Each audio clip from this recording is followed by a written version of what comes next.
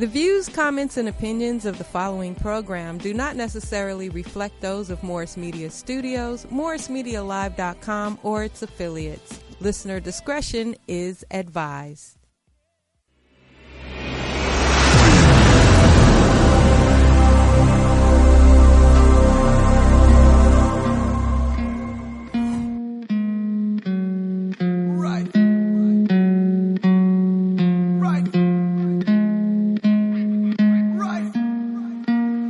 Pray with my rifle.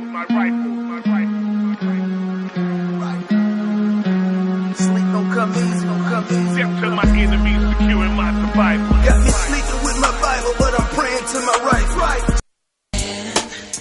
I'm getting money all the time, 'cause time waits for no man. Mic check 1, 2. I got my mind on the lick that a nigga is about to hit. Got no time for dumb shit. If it's money on the line, I'ma grind my palm. It's the same, sometimes I don't know. All I know is to grind. Gotta get my money in my hand. Hope you understand. The time waits for no man. I'm getting money all the time, 'cause time waits for no man. Mic check 1, 2. I got my mind on the lick that a nigga is about to hit. Got no time for dumb shit. If it's money on the line, I'ma grind my palms itch. I can feel it in the air the night my gun clicks. I stuff it in my waist as I break. I hit the highway, and if I gotta die, I ain't tripping. I did it my way. Mama, I've got babies to feed. I'm on my own now, so ain't no sense in wishing me. Damn, here we go again, ladies and gentlemen. Welcome to another episode of Toomer's Town. I'm your host, Al Toomer. And we got a lot to talk about shit this week. Quite a bit of shit. And I got two of my friends here, a new friend and an old friend. One trying to get in the game of comedy, and he's finally out here trying to you ran roughshod over in Florida making them laugh. Now you out here to test yourself, Mr. Joe Hart. Comedian. Yeah, man, I'm out here trying to make something out of it, you know what I'm saying? Trying to get it off the ground, Well, you got the look down packed, man.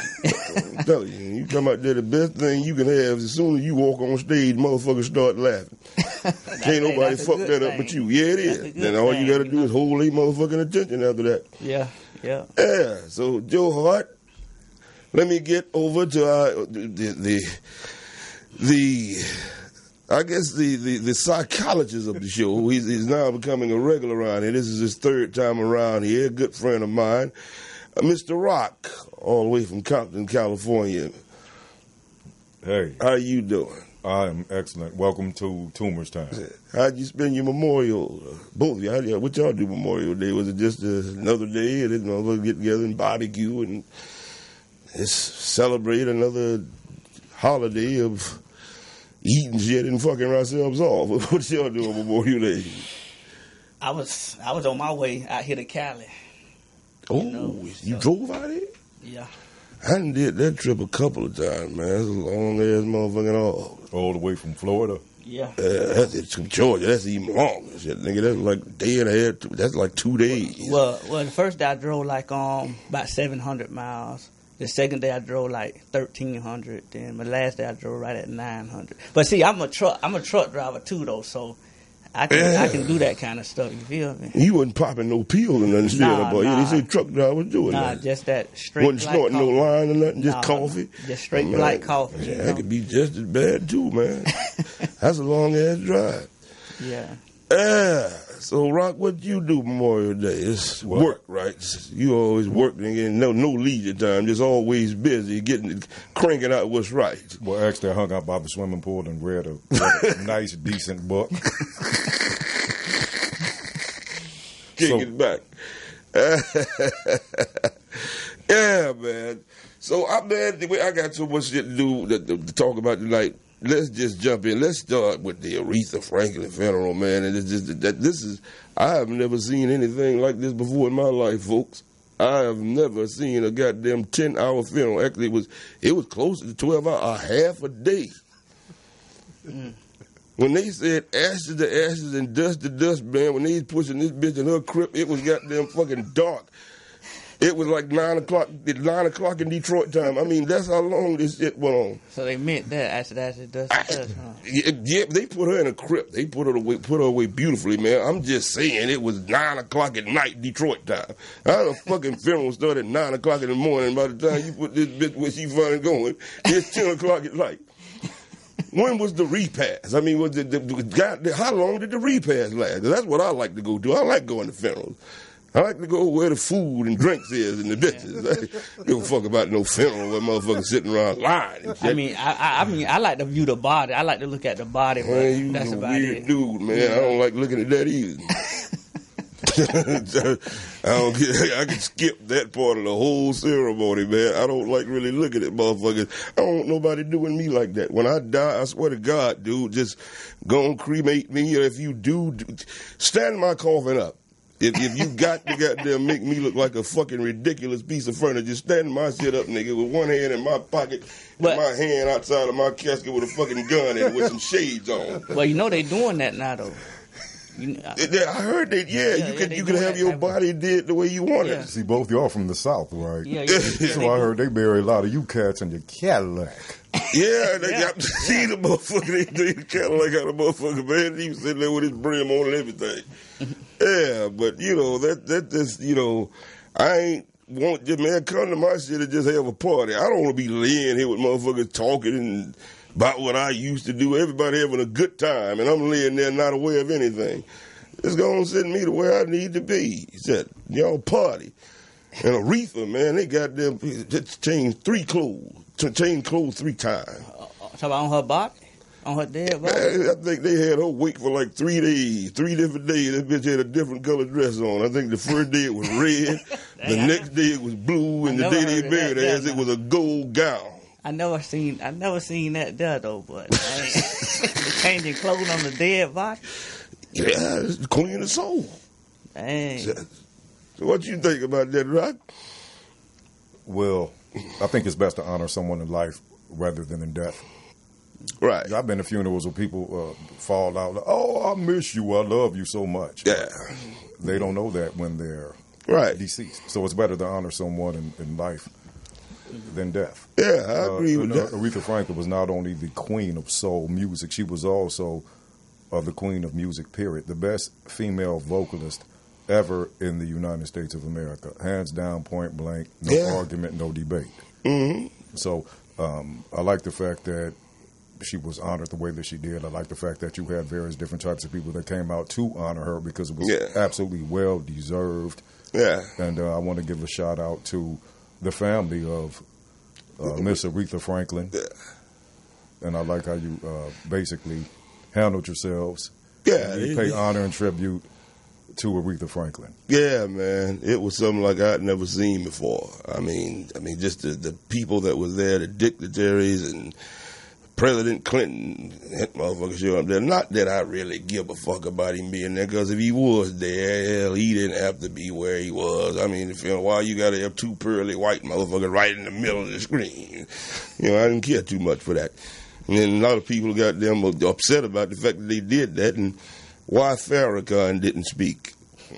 I mean, I really can't wait. He didn't speak then, but I guarantee you, I can't wait till the next speech he does. I bet you he'll tell you exactly what went on as to why he didn't goddamn speak.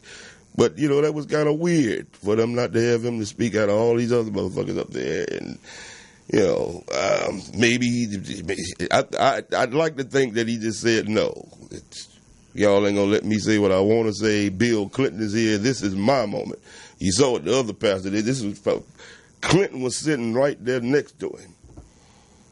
For him to go up and goddamn at Aretha's funeral, man, I would imagine he would have goddamn really. You think this goddamn reverend, this Christian minister did something? Aretha was down with Farrakhan. A lot of motherfuckers don't know that. And white people getting mad about, well, why did they have Farrakhan up there? He's an anti-Semite and everything. He was there because she wanted him there. So are you mad at Aretha? She was down with her people, her cause, be it Jesse, Al Sharpton, Martin Luther King. Aretha was down with every strong black man, no matter which way he went with it. Well, I can equate that to just like just like John McCain's family did not want President Trump to be exactly. there. Aretha Franklin family wanted Farrakhan to be there. Yeah, exactly. Nevertheless, Ivanka and Jared showed up anyway. Yeah, they showed up, but man, we just a little side show. You brought that up about Trump, man. That motherfucker got dished at 2 prominent funerals in back-to-back days. When people up talking shit about you at a funeral, man, you got to be a fucked up Jew. They talked about him at Aretha Franklin. They talked about him. McCain didn't even want you there. I mean, if he actually had showed up there, they wouldn't have let him in as the president. Wow. Yeah, he's a fucked up ass dude. So what you think about that, Joe? How much of it did you watch? None of it. I feel you on that. I didn't watch the whole show. I went back and watched clips of this and that, man. But I didn't sit down no 10 hours watching no goddamn film, man. So, were you a Republican or a Democrat? Lighten the mood for a minute. Independent. I'm just independent, man. You know what I'm saying? I don't blame you on that. Yeah. I don't blame you on that. Yeah. But, that's a lot of people getting back to this funeral we're talking about, the democratic process and how it dominates our people. And the loyalty we've given this goddamn party for the last 50 years since we got our rights and became integrated and every goddamn thing. What the fuck have they really done for black people? But everybody in there was mostly Democrats. No, you fucking goddamn Republican, man. You a Republican? And I'm actually registered as a Republican. I have never voted in my life, but when I first registered to vote at like 18, an old black man just told me he was one of them goddamn bully ass niggas. Like, nigga, register as a Republican. So you ain't know no better. You hold up. You are a registered Republican. Yeah. he ain't know no better than he was just 18. It ain't no nigga that you not missed the point that I said. Well, I just registered to register. I ain't voted. I have never voted.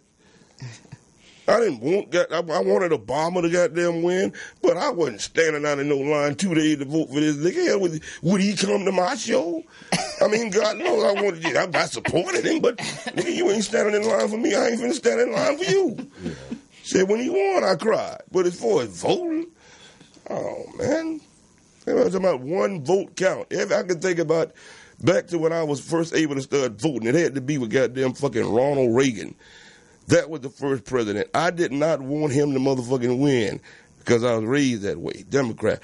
He won anyway. It ain't like he won by one fucking vote. He won by like 10 million. So if I'd have went down there and wasted my time voting, my vote wouldn't have made no difference. The next motherfucker was George Bush Sr. He beat some motherfucker, beat the shit out of him. The next motherfucker was Bill Clinton. Everybody loved him. Niggas vote for him. He just like Obama. I didn't go vote for him. I wanted him to win. But it's time wasting my time to go vote for this motherfucker. No. George Bush, I was old enough then to really fuck this shit. I do know whenever a Republican is in office, it's good time for comedy, laughter, because they make shit so fucked up and twisted that look like Trump is now. Ain't nothing really goddamn funny when you got some motherfucking like Barack in there and goddamn Clinton Democrats, all that shit. These Republicans put you to a point of combustibleness where everybody's down there at each other's throats. Trump is the most unlikable motherfucking president that I can remember in my time. But at the same time, there's a false narrative. When you watch the news media, they always talk about Trump had stood up for people that were forgotten with respect to Washington, D.C., et cetera. But basically, Trump's message is we're going to keep this country white as far as who has the power, as far as who has the ownership, as far as who has the land, as far as who has all the political influence, as far as what corporations run this country, as far as what oil giants are enabled to get things passed through the Supreme Court. Now that most likely they'll have a 5-4 majority with this clown that's right now having his hearing. Yeah. But he just throwing this weight around, you know what I'm saying? You know, he just showing you got power, you got money, you can do and say what you want to. Damn near, you know what I'm saying? So yeah. I mean, well, if you're white too, you know. Well, yeah, that's the way he trying to keep it, you know, that straight white power shit, man. Yeah. But you know, Yeah. I figure like, go ahead, Rock. No, also, you were asking earlier, you were talking about the Democrats and the role that the Democrats have played as far as the black community and how we have or have not benefited from the Democrats. But I'll tell you this: when Donald Trump took out a full-page ad regarding the Central Park Five, who all of these young black men were exonerated from not committing that crime, he still took a ad out in one of the newspapers in New York and say they still need to be executed. Yeah. Where were the liberal Democrats when all the police shootings happened as far as unarmed black men and unarmed black women? It's one thing to go on television and say it's wrong, but are you calling out the people that say that African Americans are just crying and whining and things of that sort? So the Democrats, in a sense, have always exploited African American emotions, right, and hope for that transfer to votes. Exactly, and that's pretty much what it goes down to. All this, man, like I say, going back to Aretha Franklin's funeral, is like it's symbolic, man. It was just so much symbolism in that goddamn funeral for 12 fucking hours. There's a whole lot of shit to look at, all types of kind of. I mean, even they accused a preacher of groping a bitch at a funeral who showed up there like she showed up to see a pussy. Ariana Grande, or whatever her goddamn name is, man. I mean, I seen that little clip, you know. You know, Smokey Robinson, he made a comment about she was dressed inappropriately. Inappropriate. Yes. But yeah, no business they're dressed as this woman. I've seen bitches dressed like that at funeral, man, but it was a guy's funeral and it was pimp's funeral. You don't show up to no old woman funeral, bitch, like you getting ready to suck a dick. I mean, goddamn, who told you that? They said you didn't see. I guarantee if she was dressed like everybody else there for a funeral, he wouldn't even touch her like that. I mean, it wasn't so much as him grabbing her. What he said was like, bitch, when I first seen your name, he didn't know her. He's sick. He don't know who the fuck she is. Hey, bitch, I thought she was a new dish on the goddamn on that Taco Bell. That's what I thought. Ariana Grande said you a new taco or something. But the thing, you know how we meet people in our everyday lives that go to a certain location and they make it about themselves. Yeah, and she did that. They should have made that bitch take her clothes. You are not going to perform here looking like this. And the man did grab your titty, bitch. You came here like you wanted to be grabbed. You dressed like that. So I didn't appreciate them trying to go down on him. Before she sung, they should have got one of them other outfits that Aretha rode the last 2 days and took off her ass. Bitch, put that on. I'm going to say this and leave it alone about Miss Grande. Had she performed for 5 more minutes, they would end up throwing some dollars on the stage. Yeah, they would have. Man, if you go back and look at that shit, I swear to God, man, Bill is sitting there smiling. And then after a while, Jesse Jackson, anybody go back and look at this girl performance and you will see Jesse Jackson, Bill Clinton, the motherfuckers just start looking somewhere else like, I can't look at this. This is making my dick hard at a funeral. My wife is over there. I can't do this. Jesse was looking angry. Al Sharpton sat there and Farrakhan looked somewhere else. Like, come on, bitch. You ain't got no drawers on. You have been singing at this woman's funeral. Hold on, motherfuckers. Now, you know, there was so much controversy. It was amazing at the type of shit that went on at this woman's funeral, man. The pastor is that did the eulogy. A lot of people are mad at how he conducted himself, and the man did the eulogy 48 minutes for Aretha. She requested him. For anybody who didn't know that, he's been a friend of the family for years. He preached their father's funeral 34 years ago. So Aretha knew exactly who she got them asked to do her eulogy. And a lot of people got upset about what this man had to say at a funeral. And you know, it's controversial, a lot of shit. I hate it. I want to admit, I goddamn fucking wish if you said that in front of me, I'd swing on you. Even though you right, just the way you said it pisses me off. And a lot of people are confused about that. Could you pull up Reverend Jasper Williams? I think I got a couple of clips of this fella that pissed people totally the fuck off. When we marched, when we protested, When we got through singing, we shall overcome. Yes, we were rewarded with integration. We got what we fought for. We got what we marched for.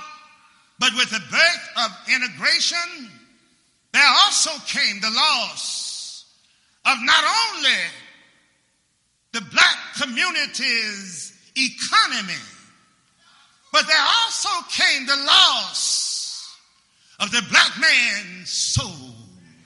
Oh, you ain't got to say it, man. I know I'm preaching to you.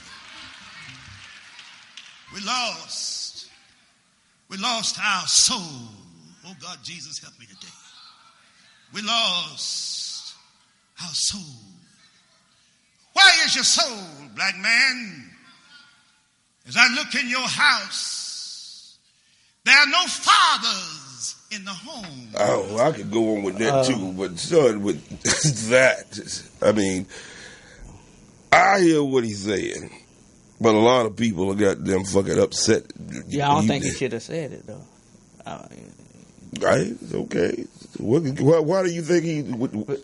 Where would it have been a better place? That's all. I'm almost like them telling Kaepernick he shouldn't kneel on a football field. This man has said, "Nigga, I'm 68 years old. This is my shot. I ain't got time to pick and choose." Well, take your shot in the pew. Take your shot at a barbecue at the park. This is one of our queens. The timing and the place was definitely wrong. He perpetuated a lot of stereotypes that you would find on Fox News. Mm-hmm. Okay, when he said there's no black fathers in the home. Yeah, Aretha raised 4 black boys. Aretha Franklin raised 4 black boys. Yeah. Had he known she was going to say that, you think he would have invited this coon, this bootlicker? Let me tell you something. When he made that so-called eulogy, he might as well had on a top hat and a cane. Bottom line, I kind of equate that to how you meet someone. Come on, and you take them somewhere, and you don't know they're going to act that way. Yeah, man, but I hear you on that, man. You know what he is? He's a paid spokesman like Jason Whitlock and like Stephen A. Smith that are paid to say things that white people could never say.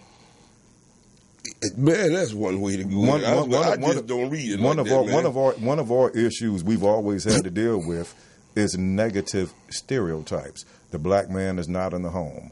A woman cannot raise a man. You know how many black men are in the NFL, NBA? I've always said that. Were raised by that is when you said actually that's disrespect to every black woman that's ever lived on planet Earth. Okay. Which goes back to millions of years because black women are the original woman on the face of Earth. Every woman came out of the black woman's womb. Okay. So let me tell you what I heard out of that. I heard that man say that us as a people sold our soul for integration. Now, whatever happened in our goddamn families while they are single mothers and all this other shit, when we were segregated, we were closer together. That's what I got out of that. We sold our soul to be with motherfuckers who did this to us. But I just want to be next to you. That's selling your motherfucking soul to somebody who done fucked your people over. That's what I got out of that. This wasn't his day, though. It was. Like I said, he's 60 years old, 68 years old, Rock. Next week, somebody could be doing his goddamn funeral. Yours or mine, too. It's like, I'm 68. I'm going to say what... And another thing, if I was him, I would have been mad in the motherfucker. That man said I had to sit there for 7 hours. I'm supposed to do the eulogy. That was the eulogy fucking 8 hours later. Okay. After motherfucker done sung and did it, he didn't have much else to talk about. Toomer, I wish we had one of her obituaries right here on the Morris Media studio table, because I would like to see if his name was on that. It was. I mean, a picture next to Rick. You know what I'm trying to say. It was not about him. You don't go somewhere outside your home and make it about you if the event is not about you. Man. It's selfish. It's immature. You could say that, man. But like I say, my father's a minister, and I've seen him preach funerals, and I've seen a lot of ministers that raise him. And my dad is 93, man. What they go up and say mainly at any funeral, the funeral is about the living, It is not about the person that is laying in this box, because sooner or later we going to all be here. So Aretha knows who she is and what she is. This man has a goddamn fucking audience right now that he's never had before. And he has us up there talking about it, and everybody got them talking about what he said. And a lot of the shit was very offensive to me. Like I said, I was mad at the motherfucker. But when I look as a whole, it might be one of the next clip I came up when this man talk about goddamn fucking the Ku Klux Klan. We talk about how bad they've treated our people, but over 86 years, them motherfuckers only killed 3,500 and some niggas. We do twice that much every fucking year with killing each other.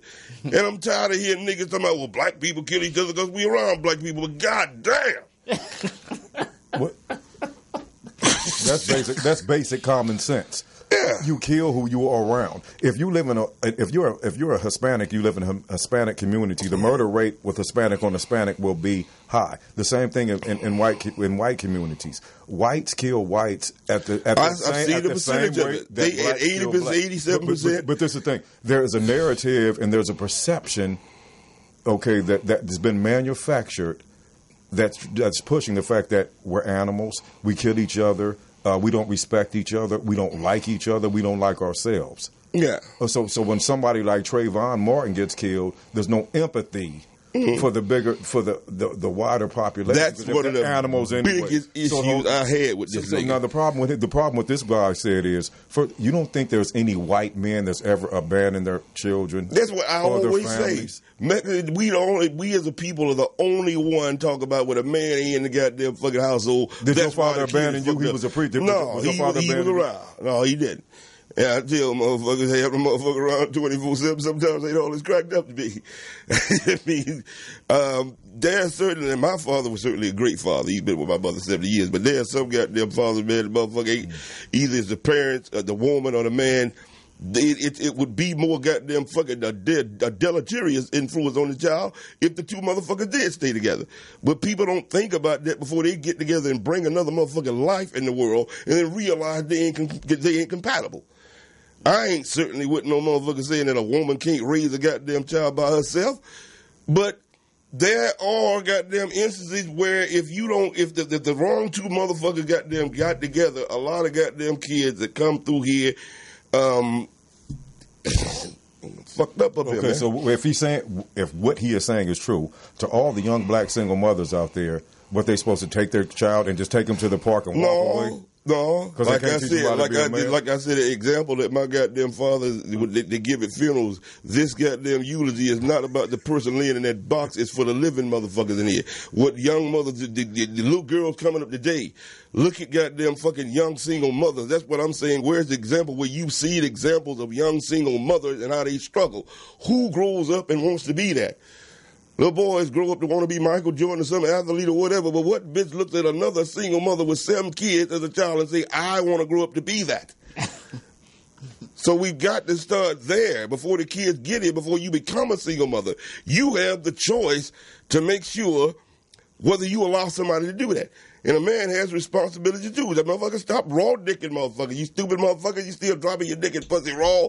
Not only could you create a goddamn unwanted child, motherfucker, you could die from this shit. And you know, for guys like that preacher, he needs to stop judging his own people. Yeah. But who else was he supposed to judge at that point? Himself. Now he's supposed to be a preacher. Now let's just imagine. Now he's supposed to be a pastor. Doesn't his good book say that if you judge, ye shall be judged? Yeah. A pastor should be the last person that should judge anyone. But they have to go up. Everyone has a story. Their job is to do what they do, man. It has to be uncomfortable. For all we know, Aretha could have had this same goddamn conversation with this man. She required him. He preached at daddy's funeral. She might have felt exactly the same. And at 76, she probably I'm going to go to your funeral, Al Toomer, and I'm going to do your eulogy. I'm going to talk about how terrible black people are instead of talking about how great you were when you was on planet Earth. If another motherfucking nigga killed me, that's exactly what I want you to do. And when you finish doing my eulogy, I want you to go find that motherfucker and kill him. Make sure his mother went through what mine went through. I'd be glad if you did that. I'm going to turn that funeral down. And I know you would do it. That's why I'm friends with you. God bless the memory of Aretha Franklin. and none of you coons could ever. Oh, we got another clip. Now, let's see this. I think this is the one. Play that other one. This is the one that really, that out of everything he said, really pissed me the fuck off. Is that one? I also want to, in the pastoral sense, thank the funeral home. Aretha was very sick towards the end. I was suspected we should not open the body. But this funeral home, the Swanson, they've done a tremendous job. A big hand for O'Neal Swanson and his family. Big hand for O'Neal Swanson and his family.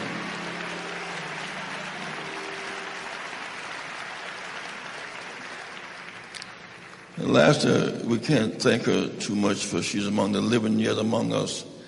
Another hand for Maxine Waters. Maxine, stand again, please.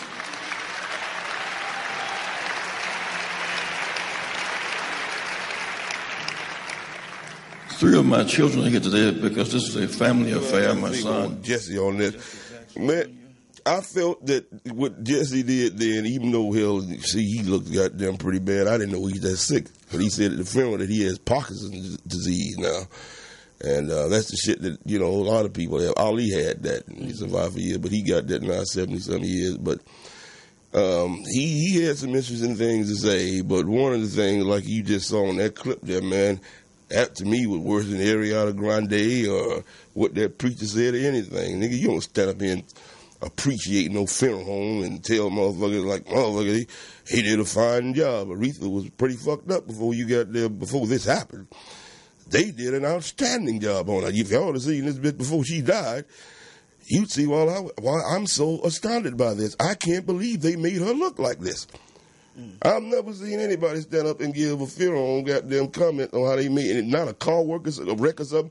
I could imagine, in other words, what I'm saying is, I could imagine with her having cancer that it might have dried her up a little bit, but when nobody thinking about that, Jesse, I don't need you to be putting the images of my head in my head. So they didn't view the body? I mean, they didn't. They did. Oh. But what he was saying is, the last time he saw her, she was in such bad shape. He's damn, this is just like, no, we can't let nobody see her like this. But these morticians did such a beautiful job on her. Yeah. Hell, she looked like she's doing no reason. Yeah. So I didn't care too much for that at all. Unless you gotta, this is your funeral home. And he looked like he was about to keel over. That's another thing about this film. All the motherfuckers over there, man, Jesse Sharp, even Clinton, man, looked like they just one step away from that. This was really goddamn a senior citizen goddamn funeral. Wasn't too many young motherfuckers up in there, man. This is a bunch of old boule motherfuckers. Old people waiting their turn. When you get that age, man, you know it's right around the corner. Shit, we starting to feel that now. With 50, arrogance of you when you 20, 30, you think you got all the time in the world. Even if you're in a violent goddamn environment. But even if you live the best life, man, you start easing up on 70 and 80 and 90, nigga. You know automatically you ain't got much more time. That's just the way it is. Yeah. So, anyway, man, we're going to take a little break here at the halfway point, and then we'll get back and let Mr. Joe Hart here show what he's out here in L.A. to do. First of all, I'm going to let everybody see how fun. Like I say, you got half the battle won, motherfucker. You got out there cheese and goddamn gold teeth and shit, nigga. You better be funny, because niggas will boo you out there just for gold teeth. Oh, yeah? So you got to be a bad mother. Yeah, they see that. He's our hero. Call you country ass nigga and all that shit, man. Don't worry about that. Be glad they call you country motherfucker. Anyway, we're going to go to a quick break, ladies and gentlemen, and we'll be right back to Toomer's Town with your host, Al Toomer, and my man, Joe Hart, and Mr. Rock. It's not just my... The Consortium of Health and Military Performance, also known as CHAMP, of the Uniformed Services University of Health and Science, known as USUHS, is conducting a study to understand a possible genetic link between sickle cell trait, known as SCT, and exercise-related events, known as EREs, such as exertional rhabdomyolysis, muscle damage, heat stroke, and or collapse. We are inviting African-American men and women with sickle cell trait and their family members to participate. Participating in the study will require you to complete a health history questionnaire, a form authorizing our study physician to gather health information from you and your healthcare provider, as well as a one-time blood donation. In order to qualify for the study, you must meet the following criteria: be African American, be sickle cell trait positive, be able to read, speak, and understand English, be between the ages of 18 and 80, and currently not being treated for any mental or psychological disorders. Participation is completely voluntary, and your decision will not impact your health care. The results for this study are for research purposes only and are not intended to directly benefit any individual for confidentiality reasons. However, the results of this study are intended to help better shape policies and associated health risks affecting the SCT community. Participants may be compensated for their time. To join the study, or if you would like additional information regarding the study, please contact the study team by phone, area code 240-479-9514, or email sctstudy-ggg@usuhs.edu.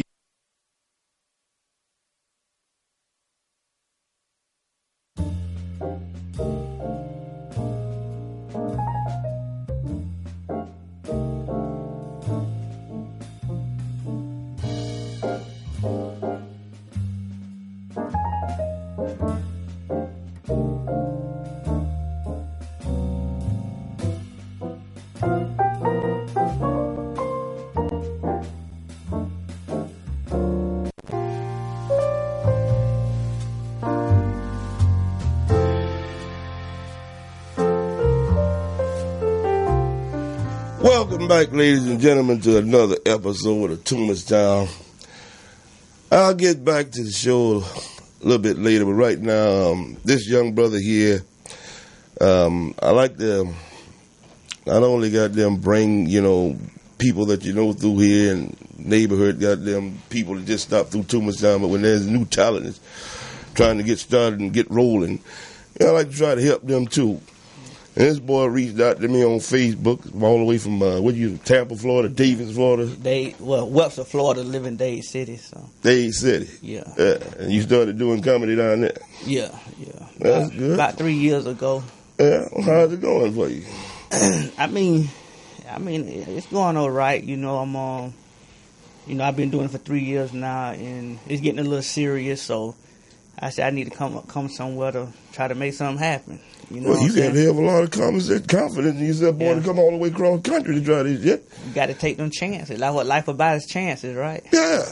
So. Okay, well, shit. Like I say, you got the looks. So tell us, let us see some of what you got right quick. And I see you got that tube over there. Oh, what? So you just take a little chance and show us a little something. Yeah. My main act is I have a lot of stuff. Some stuff I ain't even have a chance to get to yet. But my number one act is my Becky act. Becky? Yeah, it's a blow up doll act. You know what I'm saying? Cause I drive trucks. Okay. And believe it or not, a lot of truck drivers, like if you go to a truck stop right now and like look in the back of the truck stop where the grass and stuff at, you'll see blow up dolls thrown out there like dead people. Because once they use them to the point, they're gonna bust. You feel what I'm saying? God so what damn. the truck driver do, they'll just throw them out there in the grass, and it's like blow up dog Death Valley. When did this happen? I mean, I haven't traveled and been through a truck stop in a while, but I know you could. A motherfucker pick up a goddamn bitch at a goddamn truck stop. I know, but see the thing about it, they call them lot lizards. The bitches they call lot lizards. That's the women that run around the truck stops, selling pussy. Right. But it's to the point now where they can, they can't do it now because you got these police out there and stuff, and plus they too high. They try to be too expensive. You feel me? Right. See, back in like 2000, you can get a lot lizard for $20 or $30. But see, back then they was paying by. It's called a lock what? A lock lizard. A lock lizard. Yeah. You know how you see little lizards running around the sidewalk? That's what you call a bitch now that you buy pussy from? Huh? That's what you call a bitch now that you buy pussy from? A lock lizard. With strawberries and chicken. A lock lizard. Like a lot. The parking lot. But you know how parking lot they run around like little lizards out there. You know how you see little lizards? Man, I'm going to have to get a Florida dictionary, man. So the thing about it, see, back then you get 30 minutes for like $40. Yeah. So the average man can get, I can get about 2 or 3 nuts in 30 minutes. Right. Now they want to pay now they charge you by the minute. So you say I went out there a whole month without sex. So as soon as I get ready to stick my Johnson in them, I might come. So now I got to give her $40 or $50. I'm through. You understand what I'm saying? Right. So if I want another nut, I got to give her another $40 or $50. See, that's how but that's why I said it's too expensive now. So what the truck drivers doing now, they getting these right here. You know what I'm saying? see, they get these blow up dogs right here. See, this Becky. You know what I'm saying? Because see, Becky got the mouth. You know what I'm saying? She got that there. And if you want a little ass, you can get a little ass. You feel me? You fucked that. No, I haven't. This my this my money maker. I can't mess with my own money maker. You feel me? She the one make money for me. The secret life of a truck driver. Yeah. The secret life, if you go out to the truck stop, I promise you, and you look back there, where the truck park at, it might be 1,000 of them thrown out there. You look like you found one was laying back there. Huh? You didn't go buy that on new dog, nigga. No, so since when I seen that, I just came up with an act. I said, let me write something down and try to, tell a story. Because a lot of doc out like he didn't know what a lot lizard was. Y'all know them as prostitutes, but they call them lot lizards. Try to give them a little respect. You feel me? Right. A little respect. Don't call them no prostitute. You feel me? So. Well, just a lot lizard. Yeah, just a lot lizard. But like I say, they ain't out there no more because they too expensive. Davidson, Florida. Yeah. All right. Son, you just getting out here. Right. Yeah, I just got here, man, and like I say, I got some stuff lined up. I'm just trying to work every day, man, and write every day, and keep writing, and keep writing. The farthest way you can get away from that bullshit, the bit off you leave. Now, believe me, they're gonna love it. Like I say, they might love that in some white club, man. I'm telling you, in a lot of black club, you show up there, man, with that shit there. No. Believe it or not, you all swole up. You look like you can throw. You better be able to throw them. Actually, the black crowd seem like it more than the white crowd. I can believe that. Just get a better looking dog, man. I know what a legitimate blow up dog.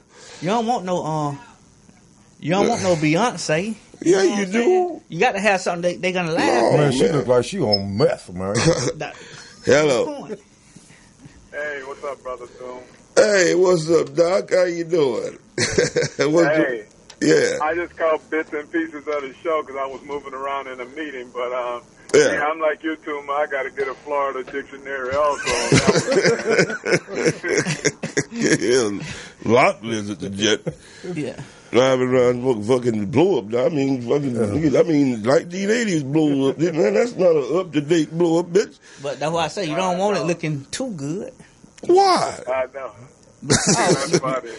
Was you afraid somebody gonna take her from you? Huh? No. And the thing is, see, I gotta get what I can afford. That's all I can afford right now. See, when my money gets strong, I can get me a. You know what I'm saying? An up-to-date dog. You feel? Something with a heartbeat and a pulse.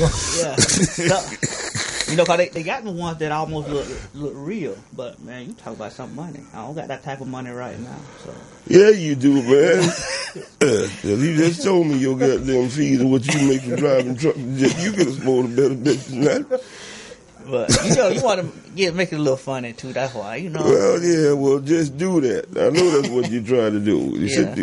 You're out here now. So don't ever go against what you say, nigga, to offend your bitch. Don't throw up on the butt. So what's going on, Kel? You been watching the whole show?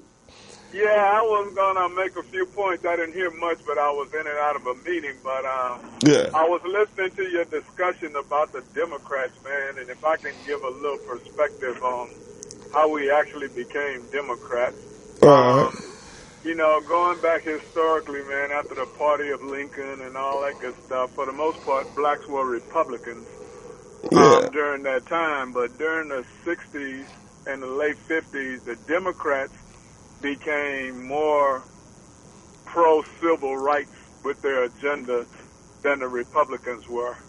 Yeah. And what really caused the switch over to the Democrats was there's a certain sector of Democrats were called Dixiecrats who were in a Democratic Party, but they really wasn't for civil rights for blacks. Right. And what happened in 64 when Lyndon B. Johnson signed the Civil Rights Act of 64, all of those Dixiecrats left because of that in protest and became today's Republicans. So when they left, black folks who were left in the Republican Party migrated over to Democrats where we are today for the most part. Yeah. And, and as so far as integration, and black people wanted integration was just because they was dying to eat next to white people at counters and stuff like that. Yeah. The real reason for integration, man, was because Thurgood Marshall proved that separate but equal couldn't be achieved in America. So in order to even get access to equal resources, black people had to go ahead and stomach integration in order to get access to equal resources. And as so far as being partisan, yeah, I don't really dig Democrats too much myself. I guess they are the lesser of evils.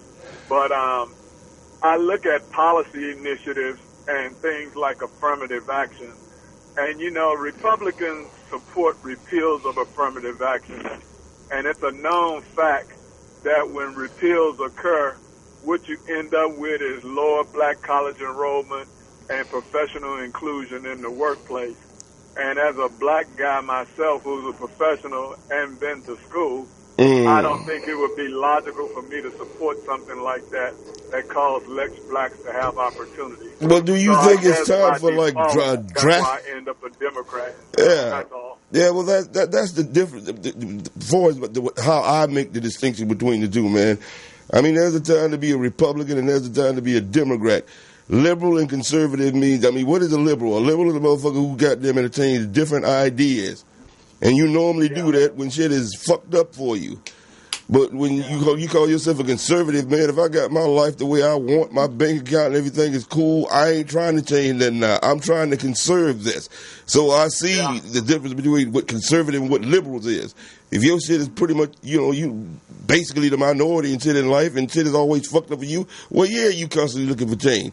But there's to come a time where where you finally at a point and you conserve what you have. Stop fucking trying to chase some other shit. I'm good right here. Yeah, but you know what the thing is, man? Sometimes the discussion is confused because there's a difference between social conservatism and political conservatism. Because if you look at social conservatism, black people socially are in church and family and marriage and all that good stuff. And that's really socially conservative views. But political conservatism tends to be exclusionary and see, political conservatives will hide behind social conservatism because they know that's something that very few people will disagree with. But under the auspices of social conservatism, they push political conservatism, which is some racist bullshit. Yeah. And that's where the confusion in the debate comes from. Yeah. But the thing about Democrats I have beef with, it seems like sometimes they don't really extend themselves as much as they could for black people because at any given time they can all go back to being white people, whether they're Republican or Democrat, and leave your black ass out hanging to dry. Yeah. That's the problem I have with Democrats sometimes. It's like even the thing with Trump and the Supreme Court thing. Yeah. You know, Obama's nominee got blocked by O'Connell, and they're not really being as adamant about blocking what Trump is doing. They putting up a fight, but they ain't not really adamant about it because everybody knows, man, that's the most important part of a presidency is the Supreme Court appointments. The hell with the exactly. Yeah. Your Supreme Court appointments can leave your philosophy intact for 30 or 40 years after you're gone. Yeah, exactly. Yeah. So but I think, if this court does become conservative and they try to turn back Roe versus Wade, affirmative action and all that, the only thing people got is the economic boycott. That's all they got left. Particularly the millennials. If they go exercise the right, man, as if they exercise the right. I mean, what you just said, economic boycott, but I don't, shit. Man, that's what got motherfuckers got them hooked up today, that money, that bread, man. So yeah, exactly. And that's what the millennials are really going to have to do because it's going to affect them more than anybody. Yeah. They're going to be the ones that's the wage earners and all that shit like in their 30s and 40s and 50s over the next 20 years. So the onus is really going to be on them to become politically active. But they do have social media on their side, and that's a powerful weapon in order to enact change. Because you better find another value system, bro. I mean, somebody just got to go on out and say it, man. I'm trying to being the best I can in this system. Whatever I am, man, I'm still a trained monkey in this shit. If I'm still working to get photographs of people who got their fucking fuck my goddamn people over, and that's all that money is. You have to have another value system. Nobody wants to think about that. I don't give a fuck how rich you is. I hate the fucking value system that I am in. Yeah. Shit. I think the thing, though, man, unless people really can get together economically and once you start causing industries and things to fail, you'll get all the legislation you want. That'll be a piece of cake. Yeah. And what you think about bus boycott when black people didn't even have no money? That shit worked. So yeah, I know it'll work now. Yeah, but it's just a matter of people being able to go without their trinkets. Exactly. They can live. Yeah, that's the thing. That's going to be the big challenge and stuff because materialism. Hold up a minute, kid. Is a great part of people's self-perception and shit. Yeah, we gonna get it as you on rocket shit right here. Hello? Sounds good. Yeah, I got Kevin Hart. I mean, Joe Hart. Maybe I hope you do, goddamn, become the next Hart. Are you related to that motherfucker? Yeah. But shit, the time is getting ready to wind down, but I will close this out with you because I wanted to get on that. What do you think about the NFL, not the NFL, but Nike sponsoring Kaepernick now, really putting them in a goddamn powerful position, bruh? Yeah, that's a good thing. But see, Nike knows what's in their best interest. And like I say about the millennials, Nike don't give a shit if old-ass conservatives buy their product. Yeah, they're not even geared toward that because everybody knows, particularly young blacks, is what set all the cultural trends in America. And that goes way back to Motown and everything else. Yeah. That's who sets the style, the culture, the language, the whole 9 yards. So Nike, even if they didn't give a shit about black folks or causes, they're smart business-wise because that's who you will want to target. Yeah. Particularly. Hold on, Kelly. Let me see. What do you think about it, Rock, with the Kaepernick thing? I like it. Yeah. I support it. Yeah. I like that they stepped up. I like that the fact that they stepped up to the plate because you have to look past the surface. Mm-hmm. Yeah. What they're recognizing is that police have killed and murdered unarmed young black men and young unarmed black women. So Kaepernick is attached to that. That's the big elephant in the room. Mm-hmm. So by supporting Colin Kaepernick, you are supporting not his philosophy, but the fact that African Americans are killed by cops that do not go to jail or prosecuted more than our white counterparts in America. So by Nike supporting Colin Kaepernick, they are supporting the cause in which he stands for, which the Republicans and Donald Trump don't like. So kudos to Nike. I understand what Kev says, that there's a whole another economical conversation that needs to be had. But at the same time, anytime you embrace someone like Colin Kaepernick, who has been vilified by certain parts of white America because they have changed the narrative. It's not about the flag. It's not about patriotism. It's not about the military. It's about the fact that this guy took a knee with the suggestion of someone that was a Marine. Okay, so by Nike standing behind this guy, what they're saying is we recognize that this country needs to acknowledge that white people are still killing black people and do not pay any type of price from a legislative and from a judicial perspective, bottom line. So kudos to Nike. Yeah, it was a very powerful move, man, for them to put E-Rock said it all. E-Rock said it all. By default, when you support Kaepernick, you support the issue. And to support you again, E-Rock, like you say, people are just like talking about the damn flag, but they're not talking about why the kneeling is taking place in the first place, the issue. And like you say, that brother consulted a veteran, so it ain't got shit to do with patriotism. Because if a veteran feel that way and that's your argument, then it shouldn't even be an argument. Because it was never about the flag or and actually it should, man, because I'd like to see if they want to talk about patriotism and motherfuckers got them really kneeling from this song. the national anthem. If you feel that way about it, we will stand, but let the motherfucker that sing that song sing the whole motherfucking shit unedited. Let them sing all the shit about the herrings and the slaves and all that shit, and then see how people feel about that. But don't cut no verse out of the original song. Just say we gonna goddamn see. You knew it was in. They know it was in the third verse. Let people sing that shit. Well, on behalf of the viewers, Kev, I have a question. The people that have hijacked the narrative regarding it's about police brutality. That's why they took it initially. And you have, the Fox News crowd, the Jason Whitlocks, all these type of people that are making about something totally different, which is totally false, and is trying to change the narrative. To the viewers of Toomer's Town, my question on behalf of the viewers is, why have they and why are they continuing to change the narrative from police brutality to the flag? They don't want to acknowledge it. Because in the Trump world, they don't want to acknowledge everything would to be a diversion and a deflection from the topic at hand. Yeah. They dumbasses know this not about no patriotism. Yeah, because but they know. Really talking about patriotism, this country was supposedly founded on people not conforming to the British. That's how this shit became the independence in the first place. So non-conformity should be defined as patriotism. Yeah. You just really but it's just them and and their fucking just arrogance where you still, man, like 1/3 or whatever or a human being to them, they don't want to acknowledge it. They know the edict. The order has been given to take and wipe these motherfuckers out.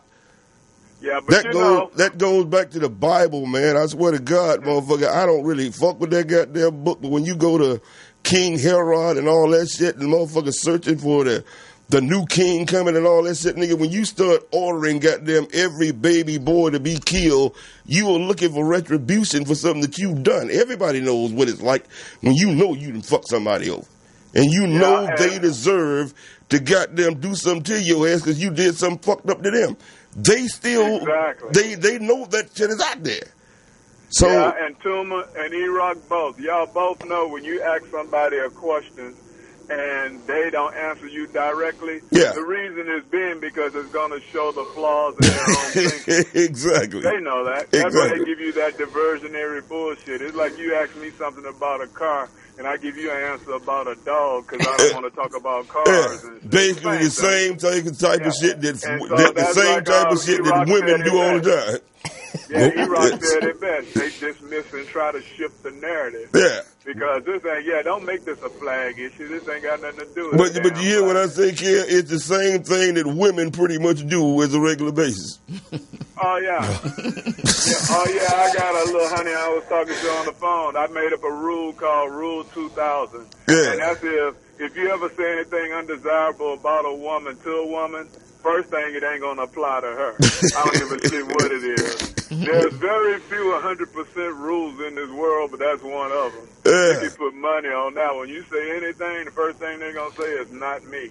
Even if you looking at the shit, not me. Never. But that's the way these motherfuckers look at it, man. Exactly. Yeah. Well, you know, when you're a black male, everybody tries to make you think that your thinking is a figment of your imagination. Right. There's not no merit to it. It's just some shit you made up. Yeah, they a beautiful way of goddamn turning the victim into the victimizer. That was a beautiful plan, whoever learned that. I'm going to fuck you over, motherfucker, and find a way to make you feel like it's your fault for me fucking you over.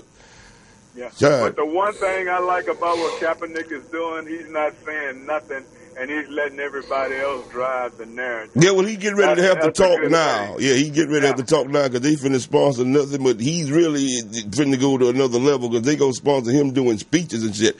And he ought to be happy for that, man. I mean, what they did by not letting him in helped this motherfucking ass. Motherfucker, you about to get paid. You about to become like a different goddamn figure, and you ain't out there risking getting your fucking brain scrambled around. Well, you know what, Toomer? You're right. That's much greater than football. But you know what, Toomer? You know what, Kev? As far as I'm concerned, Kev, and I didn't get a chance to mention, thank you again. Thank you for calling in to Toomer's Town. Thanks. Thank you. It's thank always you, brother. my pleasure. I'm glad I could catch you brothers before the show. And the bottom line, as far as I'm concerned, Nike owes Colin Kaepernick gratitude for allowing them to be on the right side of history Oh, definitely. They've attached themselves to Colin Kaepernick. Yeah. So in 10, 20, 30 years, when they write the history books on the era that we're living in right now, the racist Donald Trump era that we're living in right now that attacked professional black athletes for standing up for their people. Yeah.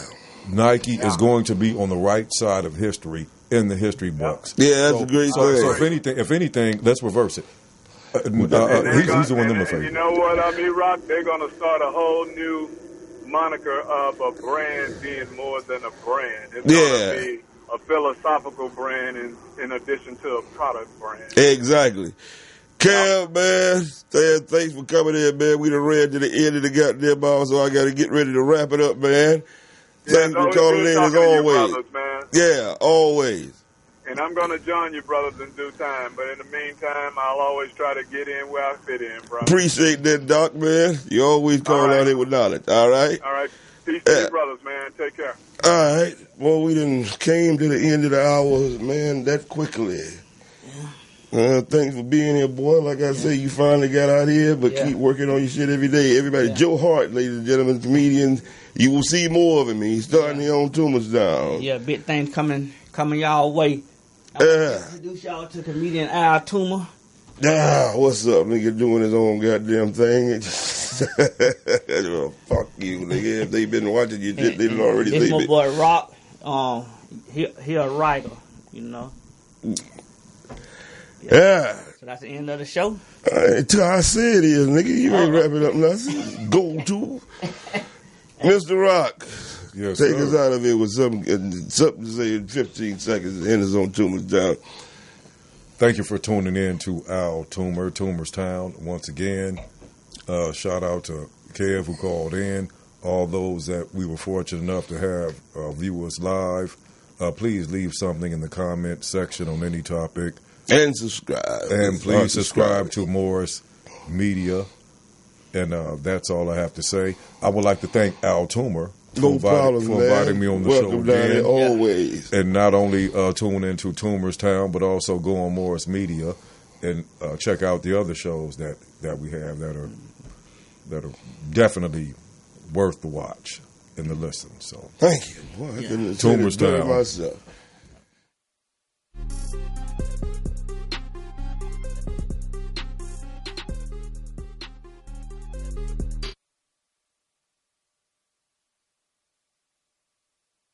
The Consortium of Health and Military Performance, also known as CHAMP, of the Uniformed Services University of Health and Science, known as USUHS, is conducting a study to understand a possible genetic link between sickle cell trait, known as SCT, and exercise-related events, known as EREs, such as exertional rhabdomyolysis, muscle damage, heat stroke, and or collapse. We are inviting African-American men and women with sickle cell trait and their family members to participate. Participating in the study will require you to complete a health history questionnaire, a form authorizing our study physician to gather health information from you and your healthcare provider, as well as a one-time blood donation. In order to qualify for the study, you must meet the following criteria: be African American, be sickle cell trait positive, be able to read, speak, and understand English, be between the ages of 18 and 80, and currently not being treated for any mental or psychological disorders. Participation is completely voluntary, and your decision will not impact your healthcare. The results for this study are for research purposes only and are not intended to directly benefit any individual for confidentiality reasons. However, the results of this study are intended to help better shape policies and associated health risks affecting the SCT community. Participants may be compensated for their time. To join the study, or if you would like additional information regarding the study, please contact the study team by phone, area code 240-479-9514, or email sctstudy-ggg@usuhs.edu.